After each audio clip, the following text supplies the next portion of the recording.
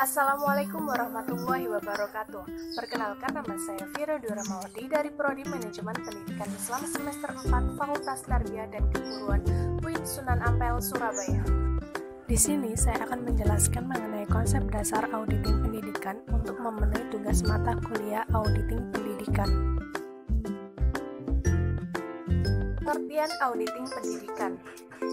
Dalam suatu lembaga pendidikan, audit adalah suatu pengelolaan yang diberikan oleh pemerintah sepenuhnya kepada suatu lembaga pendidikan, dengan harapan bisa mewujudkan tujuan pembangunan Indonesia ke depannya dengan menciptakan kehidupan berbangsa yang transparan.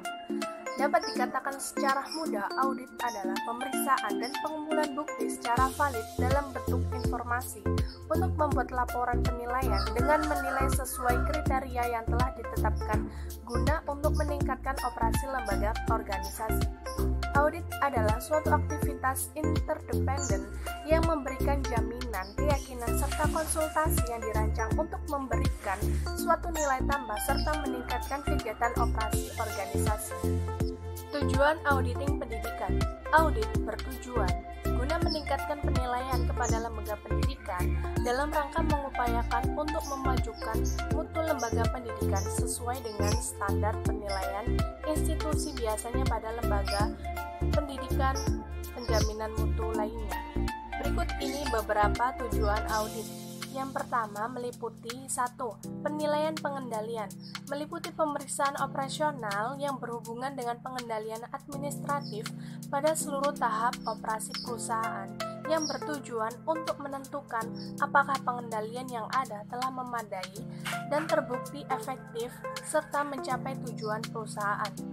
Yang kedua, penilaian kinerja, meliputi penilaian pelaksanaan dan operasional serta hasilnya. Penilaian diawali dengan mengumpulkan informasi kuantitatif, lalu melakukan penilaian efektivitas secara efisien dan ekonomisasi kinerja. Penilaian selanjutnya menjadi informasi bagi manajemen untuk meningkatkan kinerja perusahaan. Yang ketiga, membantu manajemen. Dalam pemeriksaan operasional dan ketaatan, maka hasil audit lebih diarahkan bagi kepentingan manajemen untuk performansinya, dan hasilnya merupakan rekomendasi-rekomendasi atas perbaikan yang diperlukan pihak manajemen. Manfaat auditing pendidikan. Manfaat audit adalah membantu anggota organisasi dalam menjalankan tanggung jawabnya secara efektif. Menurut Billy Susilo, ada beberapa manfaat audit yang dapat dirasakan oleh berbagai pihak. 1. Bagi manajemen, informasi temuan audit dapat dimanfaatkan manajemen untuk membantu menyelesaikan masalah atau hambatan yang dihadapi setiap fungsi organisasional.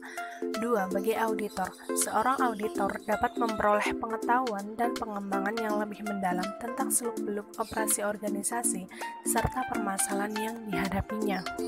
Sasaran kegiatan auditing pendidikan.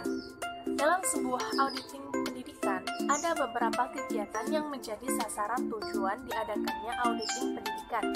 Salah satunya digunakan untuk penjaminan mutu dalam suatu lembaga pendidikan. Dalam penjaminan mutu tersebut, pastinya dilakukan sebuah evaluasi. Nah, dalam evaluasi tersebut seharusnya sudah ditetapkan standar-standar tertentu yang dijadikan landasan dalam menilai atau mengevaluasi suatu lembaga pendidikan tersebut.